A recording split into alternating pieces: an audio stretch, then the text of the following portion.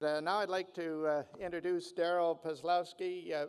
Many of you know him, but many maybe don't know him. The Yukon territory, of course, there's just a growing interest, of course, in northern Canada. The challenges to our sovereignty, which we took for granted years ago, are now cannot be taken for granted, and what is done in the territories is extremely important to us all.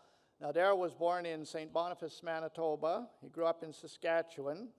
He became leader of the Yukon party in 2011, was elected premier in the same year. He serves as Minister of Finance and Minister responsible for the Executive Council office. Prior to politics, he worked as a pharmacist and was an owner of 2 pharmacies. He was named a Business Partner of the Year in 2009 by the Yukon Chamber of Commerce. Now, last summer, Premier, you and some of your Yukon colleagues welcomed Sandra and myself and a group of friends to the Yukon. You showed us a great time. You showed us the glaciers, the caribou, the muskox, the mining operations. We got stuck on Herschel Island for 3 days in the fog, and a lot more. And so you gave us a great welcome, and it gives me a real pleasure to welcome you here to this conference and fill us in with the challenges and the opportunities that you see for Canada's north, particularly the Yukon. Let's welcome Premier from the Yukon.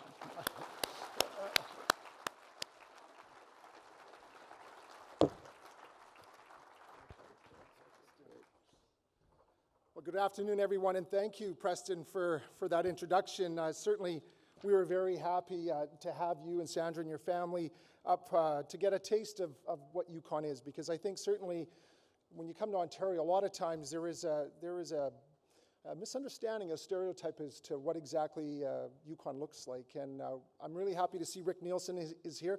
Rick was, of course, your pilot.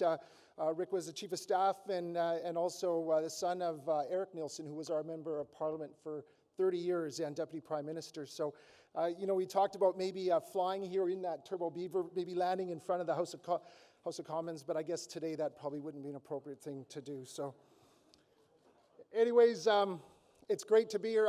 I have to be honest, I still get a little bit nervous when it comes to public speaking, so I did call my wife just a few minutes ago, get a little bit of encouragement. She said, Darrell, don't try to be charming or witty or intellectual, just be yourself. I told her that's exactly what my comms director told me not to do. So I thought I would start with a topic that I find very easy to talk to, and that's Yukon.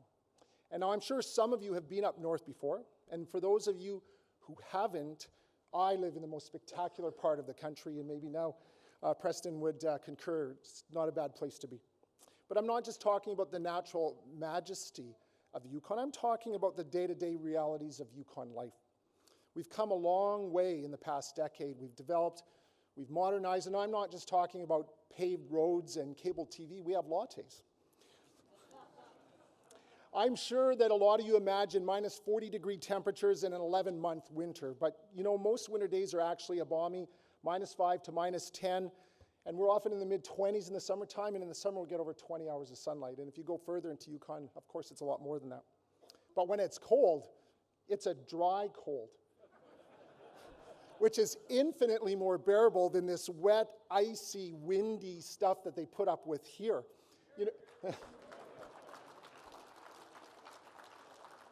Honestly, whenever I come east in the wintertime, I think the gods are angry. And then I just remember that the Habs are leading the Eastern Conference, and I know that the gods are angry. Really, Yukon does offer the best of all worlds. In 5 minutes, I can be in my office, I could be at a farmer's market, or I could be at a world-class cross-country skiing facility. In 10 minutes, I could be on the road, surrounded by beautiful boreal forest, on the way to one of my favorite lakes with my wife, say for an evening of fishing in the summertime. So, it is truly a wonderful place. Now, this conference is called this year The Way Forward. And just so you know, Moving Forward Together was the title of the Yukon Party's 2011 campaign platform. Now, the Yukon Party, our party, has been in power since 2002. In those 12 years, we've taken some tremendous steps as a territory. We've moved forward with devolution in 2003, attaining province-like powers to manage our lands and our resources, really setting the trail for the other 2 territories to follow. We've been implementing First Nations land claims and self-government agreements with 11 of Yukon's 14 First Nations. In fact, Yukon currently leads the country with almost half of Canada's total modern-day treaties. We've also become leaders in cold climate research and mining innovation. Recently, we partnered with the federal government to create the Centre for Northern Innovation in Mining to provide mine training and research that's tailored to the north. And we're leaders in northern tourism. Our local airline, Air North, has helped foster affordable flights between Whitehorse and many southern hubs, including right here to Ottawa. And we've strengthened our global connections, especially with German-speaking countries, United States, Australia, and Asia. Yes, ladies and gentlemen, we are big in Japan.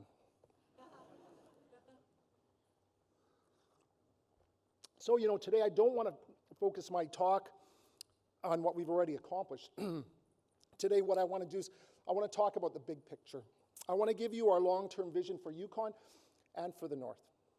In government, I think sometimes we avoid peering too far into the future because, well, mandates are only a few years long, and it's hard to make plans that you might not be able to implement. And these people will agree that there are so many short-term issues to manage, it's easy to get bogged down. But vision is what sets leaders apart from managers. And we need to be leaders to understand why the North, or what the North can mean for this country, and even more importantly than that, to act on it. Our vision is simple, is to make Yukon a net contributor to this country. Now let me explain what that means. It means that we want to build the population, the infrastructure, and the economy to allow Yukon to take the next steps in its development, taking responsibility for ourselves and adding to the collective wealth of this great nation. So, how are we going to do that? The short answer is by building our private sector economy so that our economy can stand on its own.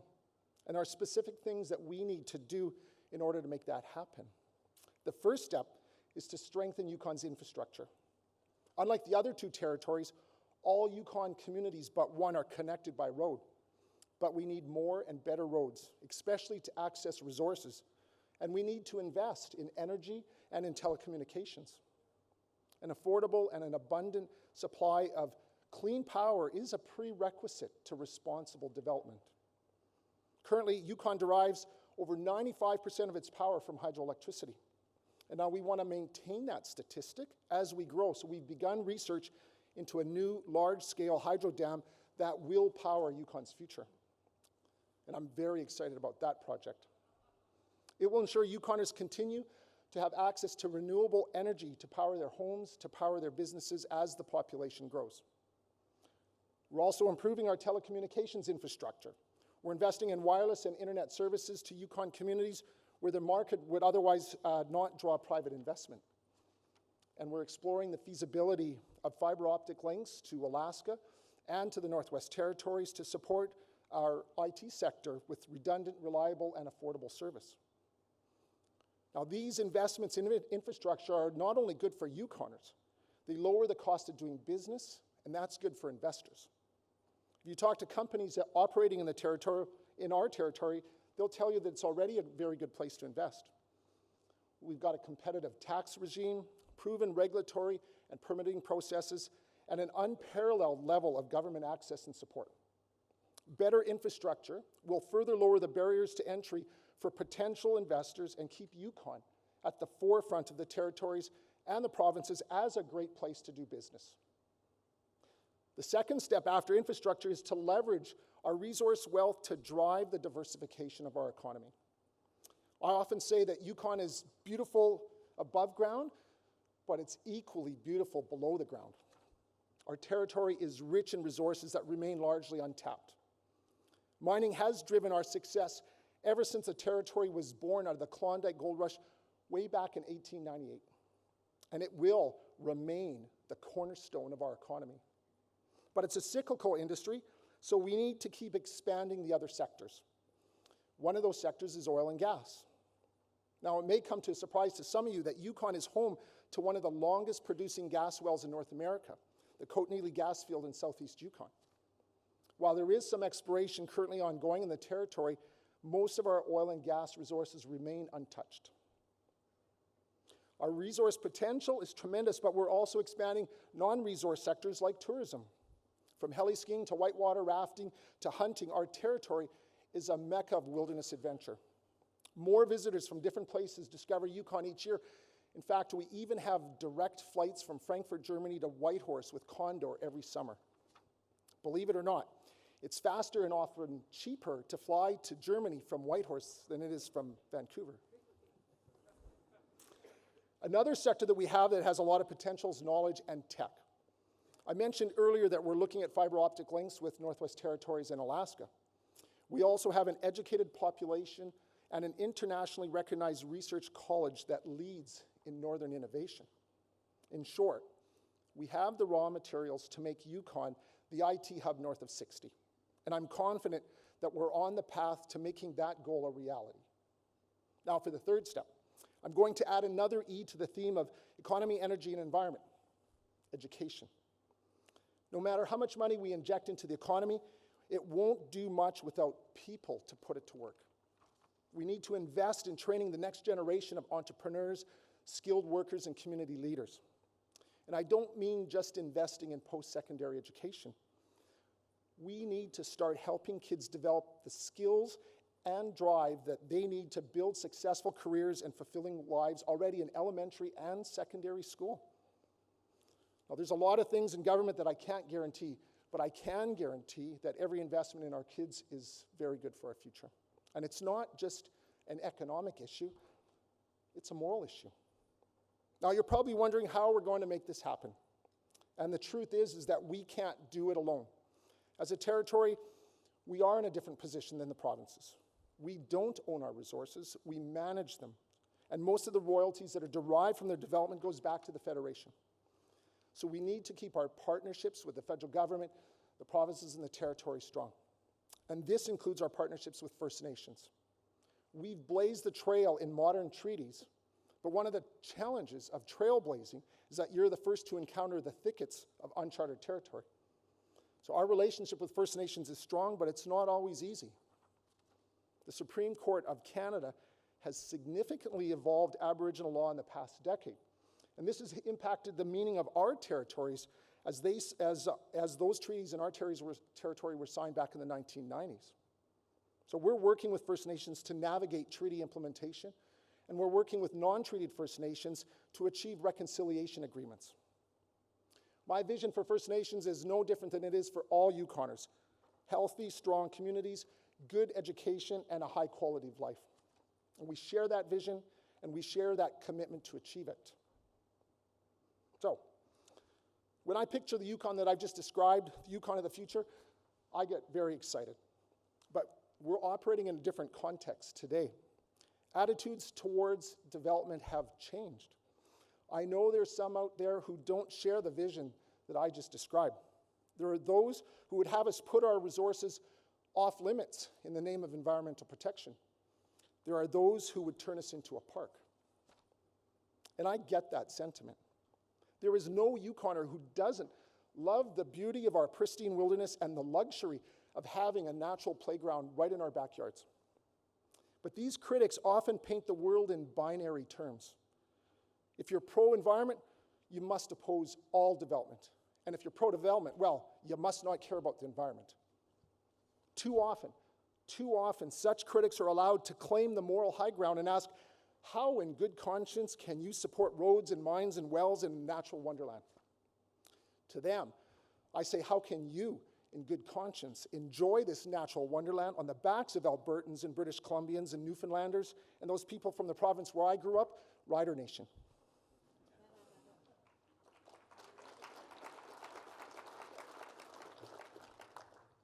Ladies and gentlemen, development and environment do not compete in a zero-sum game. The moral high ground belongs to those who see a middle path. It belongs to those who understand that our responsibility for the environment does not require us to forfeit our responsibility for ourselves or for our country. We're pursuing this vision because strengthening the economy through these initiatives will enable us to build the Yukon we all want. We all want better prices in our northern communities, so we need infrastructure. We all want more job opportunities for our kids, so we need better education and a stronger private sector. We all want advanced health care, like the MRI machine that we installed this year, the first MRI machine north of 60. So we need more cash on hand to invest in public services. In addition to all of these amenities, we all want to preserve Yukon's clean air and clean water, and of course its natural beauty. These are all things that benefit Yukon. But we're not just pursuing this vision for ourselves. Canada is a big country. It's often said that the North needs Canada, and that's true. But if there's one thought I want you to take away from the talk today, is that for as much as the North needs Canada, Canada needs the North. Our national future lies north of 60, and this isn't news. It was inherent already in Prime Minister Diefenbaker's vision, connecting the North with roads to resources. He famously said, "I envision a new Canada, a Canada of the North." That northern vision was reclaimed by Prime Minister Harper in 2007 with the Northern Strategy. Now, maybe you're thinking, great, we agree the North has potential. Just sit tight and it'll happen. But progress doesn't just happen. People make it happen. 150 years ago, our first Prime Minister wasn't content to just let Canada happen because it wouldn't have. He declared a dominion from sea to sea, and he stitched it together with rail ties. The CPR became the frame around which Canada developed. In 1885, he declared, "We are made one people by that road. That iron link has bound us together in such a way that we stand superior to most of the shafts of ill fortune." Today, we have an even bigger vision for Canada, a nation stretching from sea to sea to sea.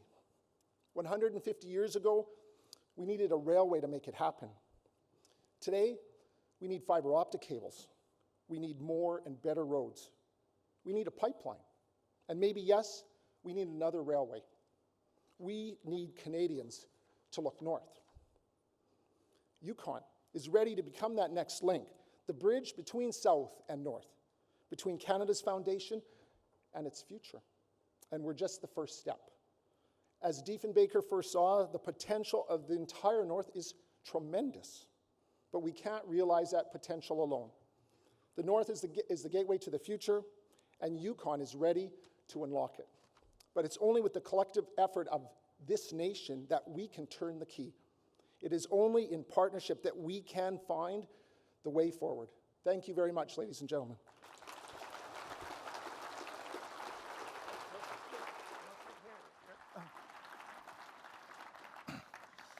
Well, our time is short, so I really got two questions for you, and I didn't know what your remarks were going to be, but it's interesting. Did I answer them already? Well, you almost did, because one of my questions was exactly that in the 19th century, Canadian sovereignty over the western part of the country was tied together by a big infrastructure project, the CPR Railway. And as our sovereignty is threatened a little bit in the north, and as you say, we have to look north, I wanted to ask you specifically, what are the big infrastructure projects that are required to tie the north-south link the way the CPR tied the east-west link? Like, what are the big ones on your list there? Not the internal ones, but the north-south. Well, one of our challenges that I spoke to is ensuring that we have the energy to power our future. And as we move ahead to identify the next site for a hydro dam, the intertie with Canada will be important. Because right now we do have a grid system. It's isolated. It only exists within our province. To link us with the rest of the North American grid, to allow us to export energy will not only have a benefit to Yukon, but also to Canada. So it's a big transmission line. It's a big transmission line. That, I think, in terms of the context. Right now, a really big focus for me is to what the Prime Minister Diefenbaker's talked about, and that's roads to resources, is ensuring that we can have those roads that access those resource areas, which sometimes could be the tipping point on whether a project will go forward or not. Okay. And then the second question is the same one that I asked Premier Clark. If you were invited to give the speech from the territory to the Parliament of Canada, where you could say whatever you wanted to say about the Yukon's concerns or your aspirations, and I'm not just saying to the government, to the whole Parliament, what would you emphasize? Well, it's kind of boring to say the same thing, but I have to agree with Christy, and I said that's our number one priority right now is infrastructure. I do believe that there is an inherent value to all citizens of this country by making those investments on the front end to provide the infrastructure, the economic infrastructure that will in fact benefit all Canadians. And so I think that that really is a factor, a very important piece. We heard it from Christy, and you've heard it actually from the Premier's table as well, that infrastructure development certainly is one of those, one of the issues that will allow us to get to that next level. Okay. Well, thank you. It was a very much. pleasure. Okay, thanks again, Darrell. Thank you.